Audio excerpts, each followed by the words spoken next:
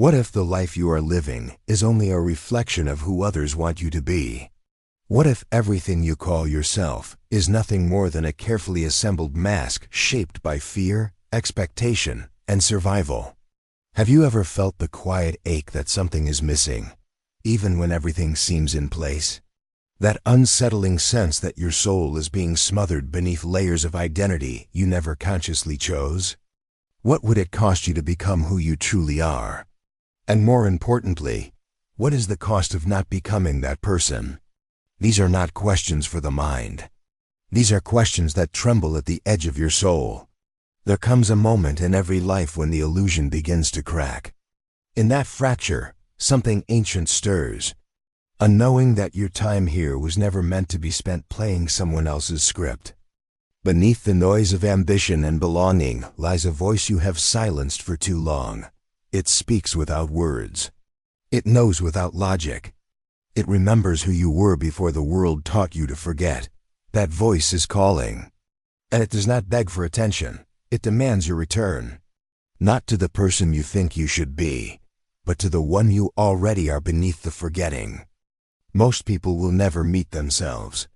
They will live entire lives in costumes, applauded for fitting in, rewarded for performing, and praised for being agreeable. But deep within, something wild and sacred quietly suffocates. The truth is terrifying because it threatens everything you built to feel safe. It asks you to dismantle the persona you spent years constructing. It asks you to walk into the unknown without a guarantee, without applause, and without a map. You were not born to be acceptable. You were born to be whole. And wholeness includes the broken, the rejected, the feared, the forgotten. The parts of you that never got the chance to breathe are still alive, waiting for your permission. The world does not benefit from your obedience. It does not become better because you abandoned yourself to please it. Your light becomes a threat the moment it shines from a place that cannot be controlled. We are conditioned to believe that becoming ourselves is selfish. But the real betrayal is living a life that never belonged to you. The real damage is reaching the end and realizing you were never truly here. There is a place within you untouched by opinion. A place no title can reach and no achievement can validate. It does not speak in language. It pulses. It waits. And when you are silent enough, it begins to stir. This journey is not about becoming better. It is about becoming real. It is not about fixing what is broken. It is about remembering what was never lost. You are not a problem to solve. You are a mystery to uncover. Carl Jung said that individuation is the process by which a person becomes what they truly are. Not what they were told to be, not what the world needed them to be, but what they were born as. To walk this path is not to find a destination. It is to return to origin. It is to descend into the forgotten caverns of your own soul and retrieve what the world convinced you to leave behind. If you feel the ache of something calling from beyond the roles you play, you are not alone. That ache is not a weakness. It is an invitation. And your willingness to answer it will change everything you thought you knew. This is not a journey for the faint-hearted. It requires courage deeper than bravery. It demands a devotion to truth that will tear away comfort and illusion. But what it offers in return is the one thing worth everything. Individuation is not self-improvement. It is self-revelation. It is the slow and sacred process of becoming inwardly whole. Not through achievement, but through integration. It is not about adding more. It is about uniting the parts that were always there. Carl Jung believed the human psyche carries an inherent blueprint for becoming. This path unfolds when we confront our unconscious, not to dominate it, but to listen. Individuation is the dialogue between your conscious self and the deeper forces living within you. It is the journey from fragmentation to unity, from outer imitation to inner alignment. It does not reject the world, but it does not let the world define what is real. It begins when you decide to live inwardly awake. You are not meant to become someone new. You are meant to become someone true. Individuation asks you to meet every lost part of yourself with presence, not to judge them, not to change them, but to know them. This process is not a destination. It unfolds across a lifetime. It asks for your patience, your attention, and your honesty. The more you become yourself, the more you realize you have always been on the path, even in your forgetting. Without individuation, the soul begins to starve. It fades beneath roles, expectations, and noise. You may look successful on the outside, but deep inside there is a silent erosion. Something essential slips away each time you ignore what you truly are. When you abandon your inner path, life becomes mechanical. Your choices are reactions, your emotions are copies. Your days repeat, but never deepen. Without the soul's guidance, even freedom becomes another form of control. You exist, but you do not live. Individuation is not optional for those who wish to live meaningfully. It is the only path where joy does not depend on performance. It is where love becomes real, because it rises from wholeness rather than need. Every true transformation begins within. And yet the world trains you to look outward, to chase validation, to measure worth by what can be seen. But the soul does not thrive in applause. It thrives in truth, even when no one is watching. To live without individuation is to betray the design written into your being. You were never meant to be a copy. You were meant to be a revelation. Not for others to admire, but for yourself to finally recognize. You can be praised by the world and still be a stranger to yourself. Social success is built on performance. Inner growth is built on presence. One demands that you impress others. The other demands that you finally listen within. The world rewards what it can measure. Titles, numbers, applause. But none of these guarantee peace. None of them touch the soul. True growth is invisible. It is measured in your capacity to sit with truth and remain whole. Social success often asks you to climb higher. Inner growth asks you to go deeper. One reaches for approval. The other reaches for authenticity. And often, the higher you climb without depth, the further you drift from yourself. There is nothing wrong with success. But when it becomes your identity, it becomes your prison. You begin to confuse being seen with being known.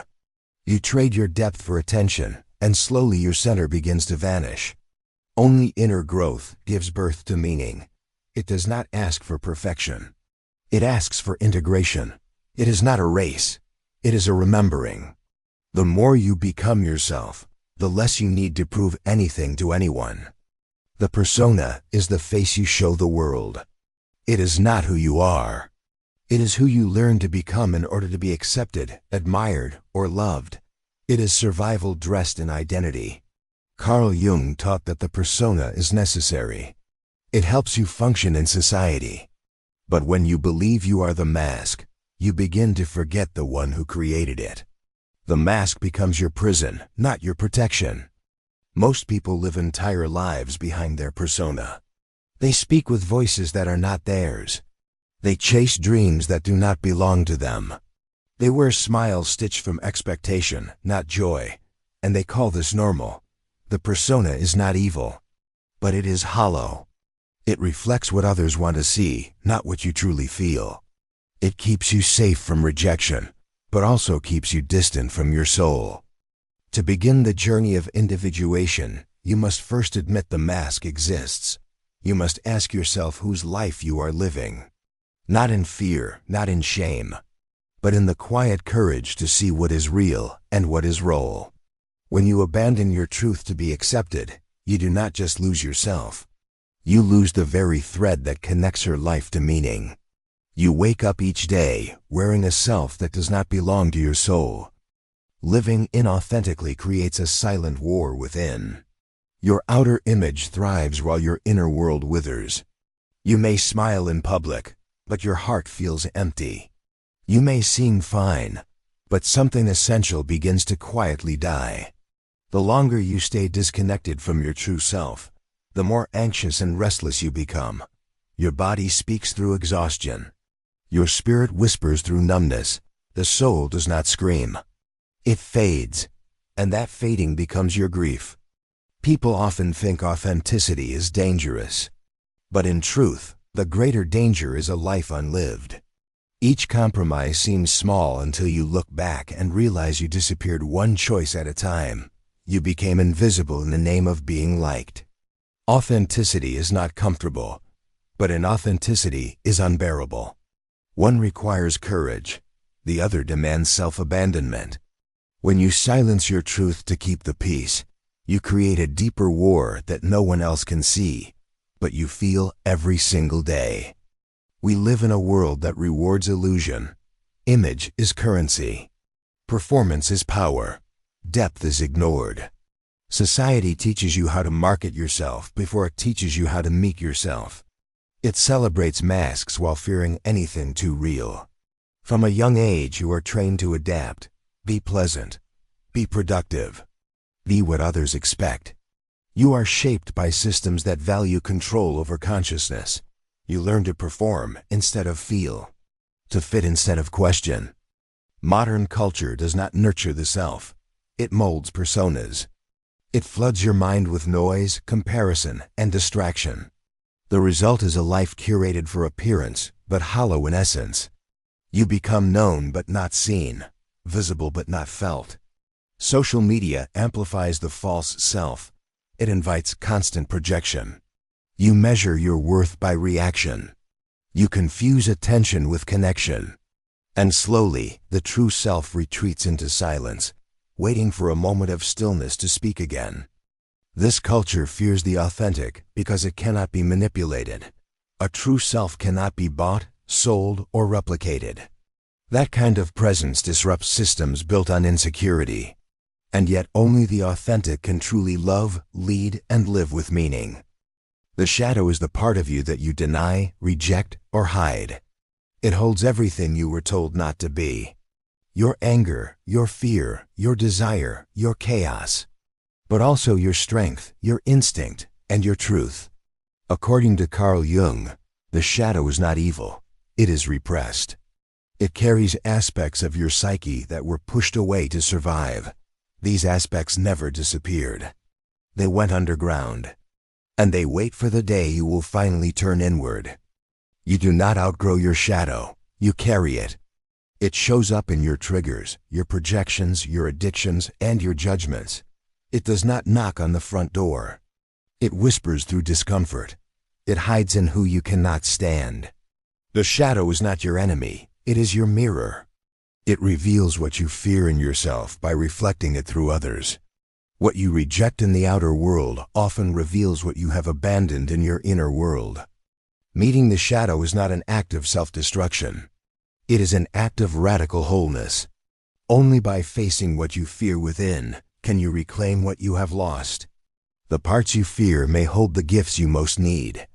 The shadow does not arrive with warning. It leaks through your words. It hides in sarcasm, in judgment, in sudden irritation.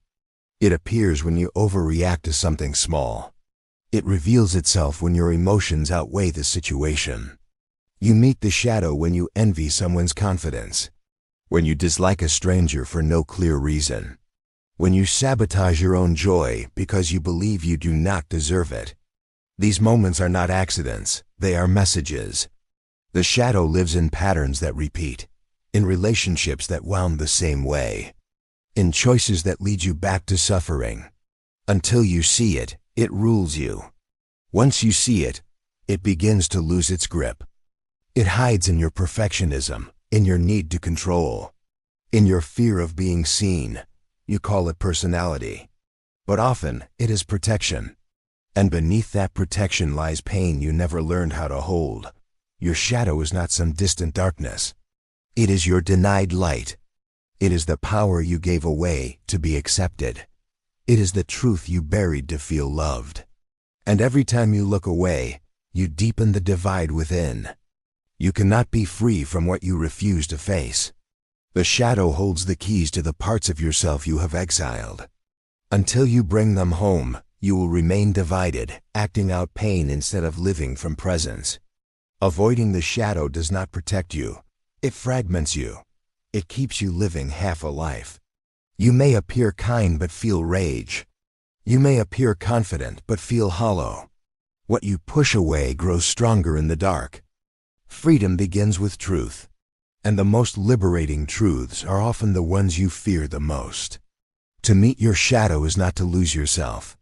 It is to discover the self that was waiting beneath the mask. When you integrate the shadow, you stop needing others to carry what you cannot face. You stop blaming. You stop projecting. You take back the energy once lost in denial. That energy becomes power. That power becomes peace. To face the shadow is to walk through fire. But on the other side is something sacred. A life that no longer depends on avoidance. A love that is no longer afraid of imperfection. A self that finally feels whole. Awareness is only the beginning. To know your patterns is not enough. Transformation begins when you stay present with what you once avoided, when you stop running, when you allow what hurts to speak and what was silent to rise. The true self does not return through thought alone. It returns through experience, through feeling what you buried, through meeting your wounds without flinching, through choosing presence when distraction would be easier. That is how remembering becomes becoming. Change is not a performance. It is a shedding. The layers fall away one by one. Old roles dissolve. False beliefs lose their power. And what remains is something raw, real, and deeply alive. That is your essence awakening. The mind may resist. It will argue for old stories. It will fear the unknown. But the soul knows. It does not fear death. It fears never being born. Every step you take toward truth is a step toward yourself. You cannot think your way into wholeness. You must feel your way through it. You must allow the darkness to soften. Allow the grief to cleanse. Allow the unknown to guide. That is where transformation begins. Not in control, but in surrender. The unconscious is not a void. It is a reservoir of forgotten truth. It holds the parts of you that never stopped dreaming. The feelings you silenced, the images that haunt you, the instincts you dismissed, and the wisdom you buried. Intuition is the language of the soul. It does not shout. It whispers beneath the noise. It speaks in symbols, in dreams, in sudden knowing. It guides you toward wholeness, not through logic, but through resonance. You feel it before you understand. Carl Jung believed that true transformation arises when the unconscious is made conscious. This is not analysis alone. It is a relationship, a dialogue between your surface self and the depths that live below. You must learn to listen without fear. The unconscious is not your enemy. It is your foundation. It does not seek to destroy your control. It seeks to restore your balance. When ignored, it disturbs. When welcomed, it heals. You become real not by mastering it, but by integrating it. Intuition leads you where the mind cannot go. It moves in silence. It trusts what the world cannot see. When you follow it, you begin to remember who you are beneath conditioning. And that remembering is the beginning of return. To become yourself is not a lifestyle choice. It is a spiritual act. It is the decision to live rooted in truth rather than performance. To say yes to your soul, even when the world offers comfort for your silence. This path demands rebellion, not against others, but against the voices inside you that tell you to shrink. To be polite when your spirit wants to roar. To be small when your truth is aching to breathe. Becoming yourself is not self-centered. It is self-honoring. When you return to who you are, you return to life itself. You begin to move from a deeper place. You speak from clarity. You love from fullness, not from fear. The world is starving for authenticity, for presence, for depth. When you choose to become yourself, you do not only heal your own life, you create space for others to do the same. Your courage becomes a quiet revolution. You are not here to be perfect. You are here to be whole. And to be whole means to embrace your contradictions, your wounds, your wonder, your wildness. It means to live so truthfully that even silence feels sacred in your presence. Becoming yourself often means walking alone. Not because you wish to be isolated, but because truth does not always travel in crowds. The more you align with your soul, the more you may outgrow the roles that once defined you. You will be misunderstood. People may resent your clarity because it reminds them of their confusion. They may withdraw because your authenticity exposes their masks. Not everyone will celebrate your becoming. Some will grieve the version of you that served them. Solitude becomes your teacher. In the absence of approval, you begin to hear your own voice. You begin to trust the silence. You no longer seek mirrors in others. You begin to reflect your own presence back to yourself. Rejection does not always mean failure. Sometimes it is a sign of release, a clearing, a realignment. When you no longer betray yourself for belonging, you begin to discover a deeper kind of love, one that does not demand you to disappear. This is the price of freedom. To risk being real even when it costs you comfort. To be faithful to your essence even when the world asks you to edit it. To remain whole even in the face of loss. When you live in alignment, you no longer chase peace. You become it. You no longer perform for love. You live as love. You do not abandon yourself to be accepted. You move through life with your soul intact. Inner freedom is not loud. It is not showy. It is quiet, steady, and unshakable. It is the feeling of waking up without pretending. The power to say yes when you mean yes, and no when your body says no. You begin to trust your own rhythm. You stop rushing to catch up with a world that has lost its center. Your decisions become rooted, not reactive. Your presence deepens. You no longer fear missing out because you are finally home. The greatest gift is not certainty, it is integrity. When your inner world matches your outer life, a profound peace emerges. You stop seeking approval. You stop fearing silence. You live with a sense of rightness that no one can give or take. This is the reward for choosing yourself. A life that feels true. A voice that rings clear. A presence that heals by simply being. You become the sanctuary you once searched for. And in that stillness, you finally begin to live. Belonging does not begin with others. It begins with you.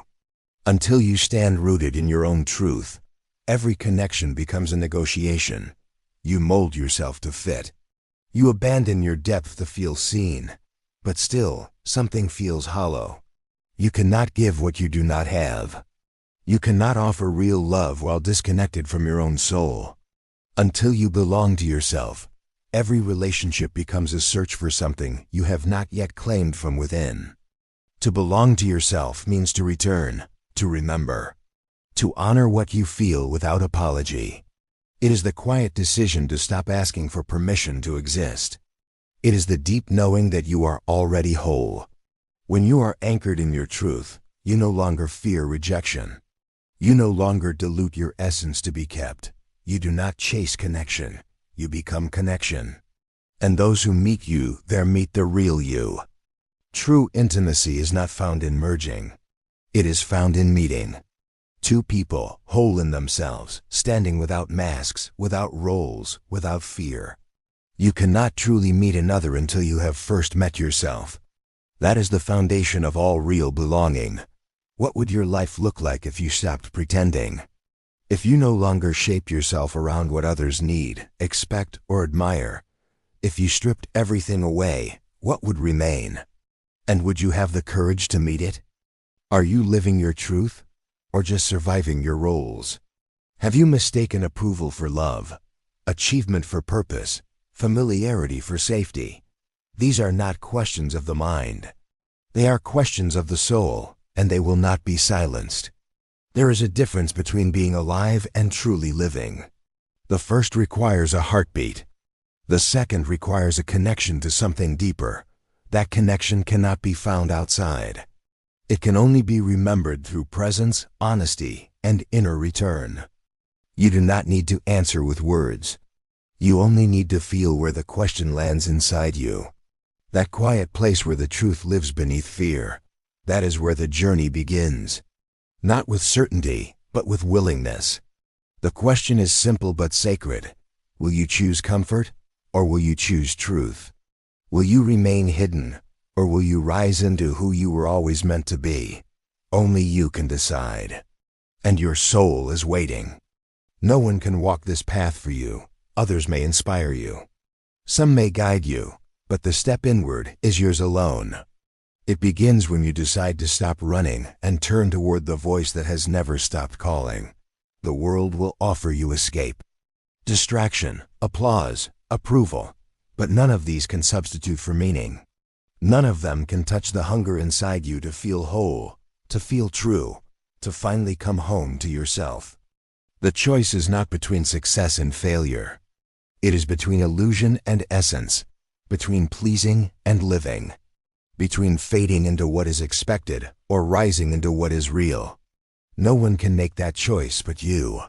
Carl Jung said the privilege of a lifetime is to become who you truly are. That privilege cannot be bought. It cannot be inherited.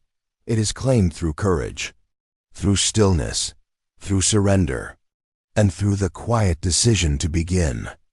Every moment offers the invitation. Every breath is a doorway. And every time you choose presence over performance, truth over approval, depth over distraction, you step closer to the life that is already waiting inside you. One step is enough to begin. This path does not promise ease. It will not always feel beautiful. It may break everything you thought you were. But in that breaking, something sacred will emerge. Not a new self, but the real self that was always waiting. You will lose what was false. You will grieve what never truly belonged to you, but what remains will be honest. It will be alive. It will be yours. And that is worth more than anything the world can offer. The true self does not rush. It does not shout.